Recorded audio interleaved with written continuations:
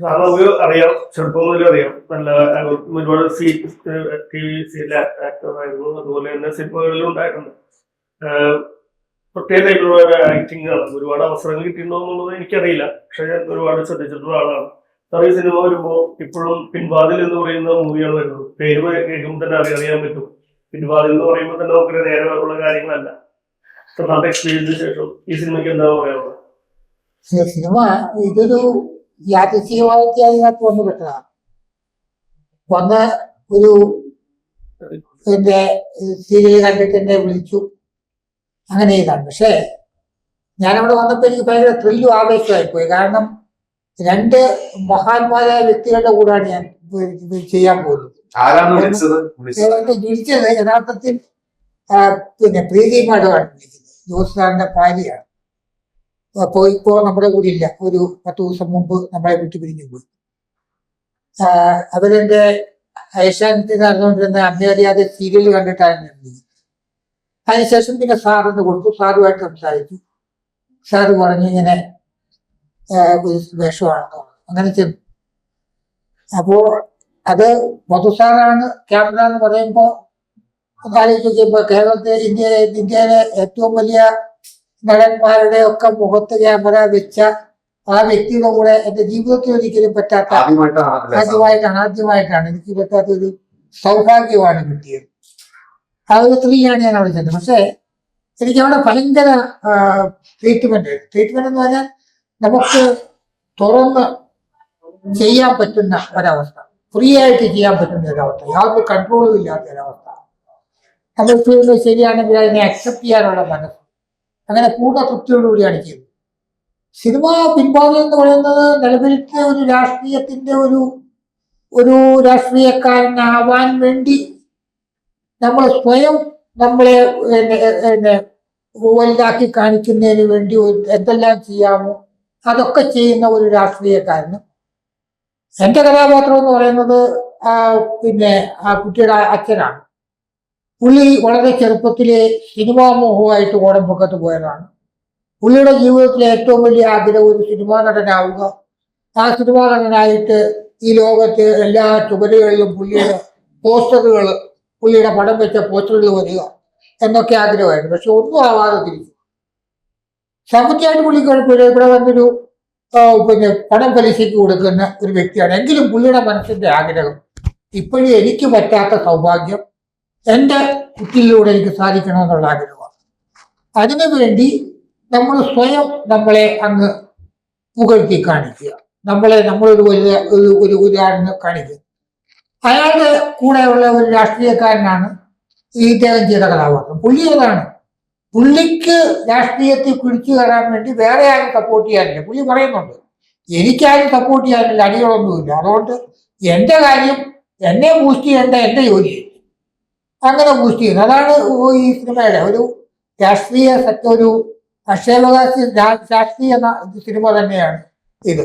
അത് കാണുമ്പോൾ അതിൻ്റെ ഒരു ഇത് മനസ്സിലാവും. അതാണ് സിനിമയെ പറ്റി എനിക്ക് കൂടുതൽ പറയാനുള്ളതെങ്കിലും അതിനകത്ത് അഭിനയിക്കാൻ പറ്റിയ ഒരു വലിയ സൗഭാഗ്യം കിട്ടിയ ഈ രണ്ട് ലെജൻഡുകളുടെ കൂടെ വർക്ക് ചെയ്യാൻ പറ്റിയ ഒരു മഹാഭാഗ്യം എൻ്റെ ജീവിതത്തിൽ എനിക്ക് കിട്ടിയത് ഒരുപാട് സന്തോഷമുണ്ട്. എല്ലാ പ്രേക്ഷകരും ആ സിനിമ കാണണം, അതിനെ സപ്പോർട്ട് ചെയ്യണമെന്നാണ് എനിക്ക് പറയാനുള്ളത്. രാഷ്ട്രീയക്കാരനാണെന്ന് പറഞ്ഞത് ഇന്നത്തെ ഒരു കാലഘട്ടത്തിലെ രാഷ്ട്രീയമായിട്ട് എത്രത്തോളം ചേർന്ന് നിൽക്കുന്നതാണ് ആ ഒരു കഥാപാത്രം? എൻ്റെ പേര് സുരേന്ദ്രൻ പുറങ്ങാടെന്നാണ്. ഞാനൊരു 28 വർഷം പ്രൊഫഷണൽ നാടകത്തിലായിരുന്നു. ഞാൻ ആദ്യം ഈ സിനിമയ്ക്കകത്ത് വന്ന കാര്യം പറയാം. ഇത് എൻ്റെ പ്രായത്തിൽ വ്യത്യാസം ഉണ്ടെങ്കിലും ഞങ്ങൾ ഭയങ്കര കമ്പനിയാണ്. പണ്ട് നാടകം കളിക്കുന്നത് ഞങ്ങൾ രണ്ടൊരു നാടകക്കാരാണ്. അപ്പൊ അന്ന് മുതൽ നമുക്ക് നല്ല സപ്പോർട്ടാണ്. അങ്ങനെ ഇദ്ദേഹമാണ് ഈ പടത്തിലേക്ക് ഇങ്ങനെ ഒരു ആർട്ടിസ്റ്റിന് ആവശ്യമുണ്ടെന്ന് ഡയറക്ടർ ജോർജ് സാർ പറഞ്ഞെന്ന് എന്നെ വിളിക്കുന്നത്. അപ്പൊ ഞാനത് ഇദ്ദേഹം ഇങ്ങനെ പലപ്പോഴും പറഞ്ഞ തമാശയായിട്ട് എടുത്തൊരു കാര്യമാണ്. പക്ഷെ അത് യാഥാർത്ഥ്യമായിരുന്നു. എന്നെ വിളിച്ചു, ഞാൻ വന്നു, കഥാപാത്രത്തെ പറഞ്ഞ് മനസ്സിലാക്കി തന്നു. ഈ കഥാപാത്രം എന്ന് പറഞ്ഞാല് ഇന്നത്തെ രാഷ്ട്രീയക്കാരുടെ തനി സ്വരൂപമാണ്.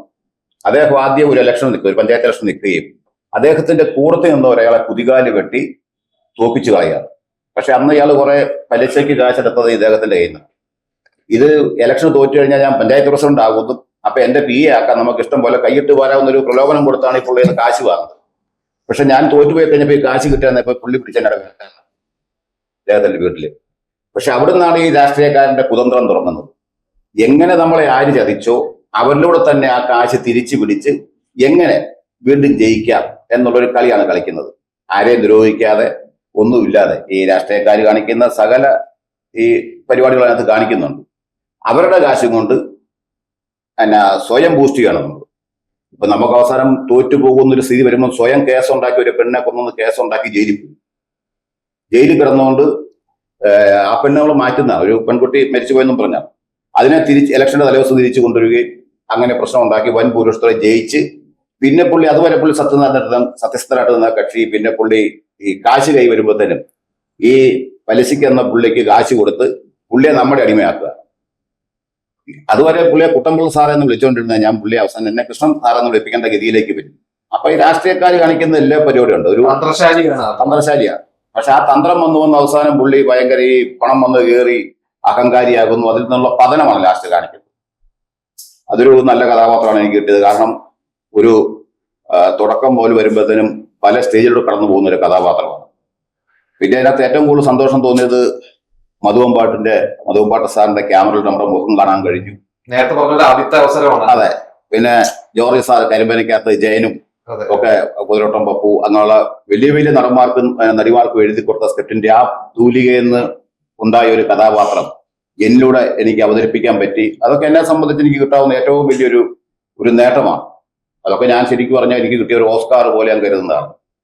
ഈ പടത്തിനകത്ത് ഒരുപാട് പിൻവാതിൽ കാഴ്ചകളും അത് നമുക്ക് നേരെ കാണിച്ചു തരികയാണ് ഈ പടത്തിലൂടെ ശരിക്കും പറഞ്ഞാൽ ജോർജ് സാർ. നമ്മൾ മുൻവാതിലൂടെ കാണുന്ന കാഴ്ചകളല്ല യഥാർത്ഥ കാഴ്ച. അതിന്റെ പുറകിലേക്ക് തീക്ഷ്ണമായ ഈ നാറിയ ഒരുപാട് കഥകളും അതിന്റെ ഒരു പരിധി വരെ നമ്മൾ കാണിച്ചെന്ന് ആ അധർമ്മത്തിനെതിരെ കൈ ചൂണ്ടാൻ അവസരം കൊടുക്കുന്നുണ്ട് പ്രേക്ഷകർക്ക്. പിന്നെ ഇത് വിലയിരുത്തേണ്ടത് മുഴുവൻ പ്രേക്ഷകരാണ്. നമ്മൾ നല്ലൊരു സംഭവം എന്ന് ഞങ്ങൾ വിശ്വസിക്കുന്നു. പ്രേക്ഷകരിലേക്ക് മാർച്ച് 6 എത്തിക്കുകയാണ്. അത് കണ്ട് അവർ വിലയിരുത്തട്ടെ.